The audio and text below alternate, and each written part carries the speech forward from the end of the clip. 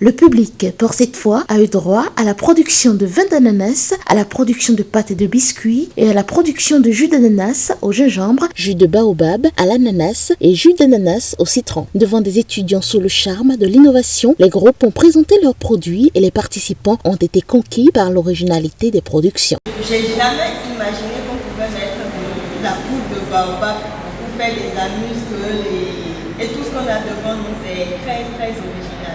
Et ce que moi j'aime bien de plus, c'est que je ne savais pas qu'on pouvait prendre le baobab pour faire des pâtes avec. Aujourd'hui, je me suis là.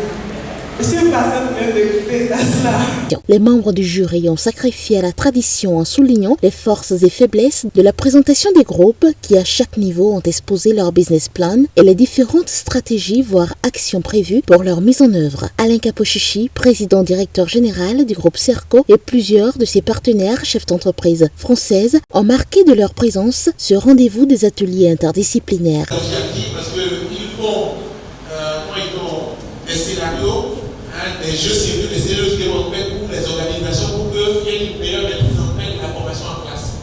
Donc, il est venu un peu voir l'expérience du cerveau et voir comment renforcer ce qui se fait au niveau africain. Je suis très heureux qu'ils viennent nous accompagner.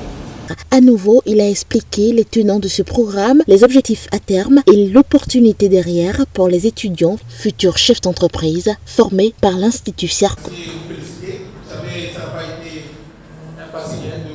Amener sur cette voie-là. Parce que quand vous allez à l'école, on suppose d'abord que c'est pour aller avoir le diplôme. Okay? Mais que vaut le diplôme si on ne pense pas à l'insertion de l'étudiant? C'est pourquoi on a demandé cette expérience-là. Vous avez eu déjà plusieurs étapes.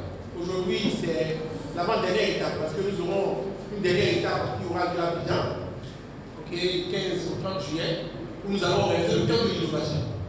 Et dans ce camp de l'innovation, qui va regrouper les étudiants de la Chine, de la France, du Bénin, du Burkina, de la Côte d'Ivoire, du Sénégal, un peu partout. Nous allons regrouper les étudiants.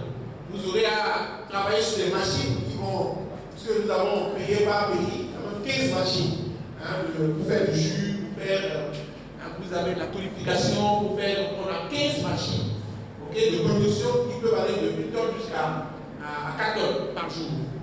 Donc, ces machines-là, comme on l'a dit, seront mises à votre disposition.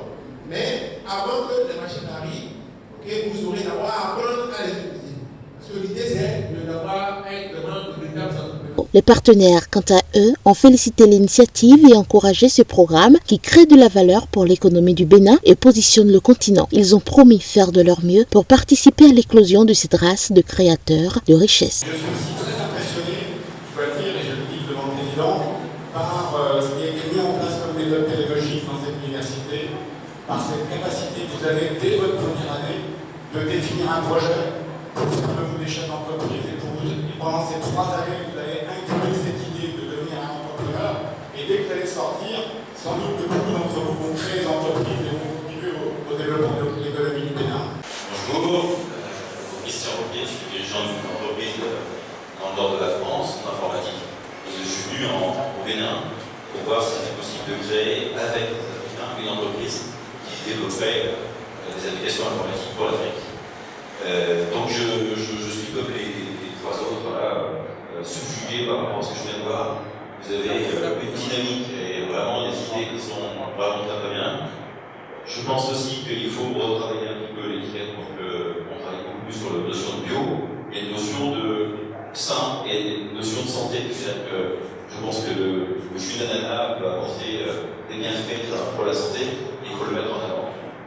Ensuite, vous avez une chance incroyable, je ne pense pas que ça existe ailleurs, en tout cas chez moi je ne connais pas, la possibilité de faire des études, dans les études, de faire des projets, et ensuite se dire maintenant on va passer à la phase active, et grâce à Bocun pour pouvoir passer à la production. Un conseil quand même qui est important, si demain vous voulez gagner sur ce type de produit, il va falloir travailler un peu plus sur le marketing. Vous voyez, votre affiche là, on a du mal à voir l'essentiel. L'essentiel c'est quoi? C'est que vous avez des produits naturels, des produits bio, c'est ça qu'on doit avoir. Donc avoir des affiches un peu plus grandes, travailler sur les mots, c'est autour des mots que les gens vont accrocher par rapport à votre produit. Voilà, ça c'est un conseil. Alors c'est vrai qu'on ne voit pas, c'est écrit en petit. L'essentiel est écrit en petit. Pour leur part, les étudiants croient en la pertinence de leur projet et restent convaincus qu'ils peuvent aider au développement économique de leur pays. Présenter un projet sur la production de jus, précisément de jus d'ananas au gingembre, avec une saveur de menthe, le jus d'ananas au citron et au citronnelle, et le jus de baobab à l'ananas. La particularité de nos produits sont que nos produits sont fabriqués uniquement avec le jus avec de l'ananas et du baobab. Il n'y a pas d'eau, il n'y a pas d'huile, il n'y a pas d'additifs, rien. Nos produits sont purement naturels. Nous pensons que l'ananas et le baobab sont des cultures sur lesquelles le bénéfice peut se baser pour améliorer ces recettes d'exploitation en complément au coton. Le thème c'est pâte et biscuits. En fait, les pâtes, aujourd'hui nous avons produit des madeleines, des quiches d'âme et des croquettes. Bon, pour le moment, nous n'avons pas beaucoup abordé le côté biscuit, mais c'est un test technique. Donc voilà notre projet. C'est un projet basé dans le domaine de la pâtisserie. On a ajouté au niveau de nos madeleines et de nos quiches d'âme, c'est la poudre de baobab que nous avons ajouté aux ingrédients habituels pour la préparation des madeleines, des quiches d'âme et des croquettes. Nous avons ajouté de la poudre de baobab. Nous avons aussi ajouté un peu de miel. La poudre de baobab que nous connaissons, qui est un produit qui a beaucoup de vertus. Le produit que nous avions présenté aujourd'hui, c'est du vin d'ananas. Pourquoi nous avions choisi le vin à base d'ananas? Nous avons constaté que la définition simple du vin, c'est le jus qu'on fermente en fait. Donc on s'est dit que bon, pourquoi ne pas essayer avec l'ananas, encore que nous sommes dans un pays où l'ananas est produit en quantité et en qualité très très importante. Donc c'est pour ça que nous avons produit le jus d'ananas. C'est du pur nature. Donc nous avons juste ajouté de la levure pour permettre la fermentation. C'est un produit vraiment exceptionnel en ce sens qu'en parlant de vin d'ananas, ça n'existe presque pas encore sur le marché béninois.